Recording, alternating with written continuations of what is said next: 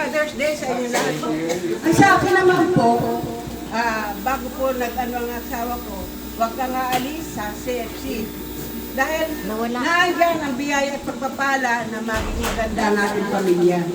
Sa totoo lang po, ang asawa ko noon, bawat araw sa alas 6 na, nakabantay na sa mga anak, uwi kayo. Walang hindi oras na hindi sila uuwi.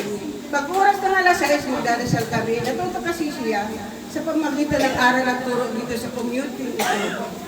Ano po kami ng 1994. Nag-ano ako dito sa CFC noon. Kaya lahat ng aral at turo dito, binahagi niya sa kanyang mga anak. Kaya ang mga anak ko, may 4 po ako anak, nasa maayos naman po silang lahat. Na nagliling ko din naman po, ano po, Couples for Christ Day po sa Australia, yung isang anak ko. Yung anong nagkatikista dati sa Sacred Heart, yung panganay ko.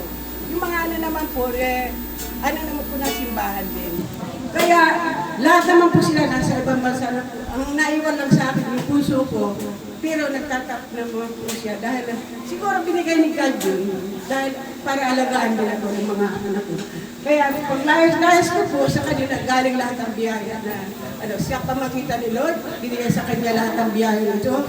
Kaya maraming salamat po sa community ng Couples for Christ na binigay at bahagi ng magagandang aral at turo na naririnig naman po nila.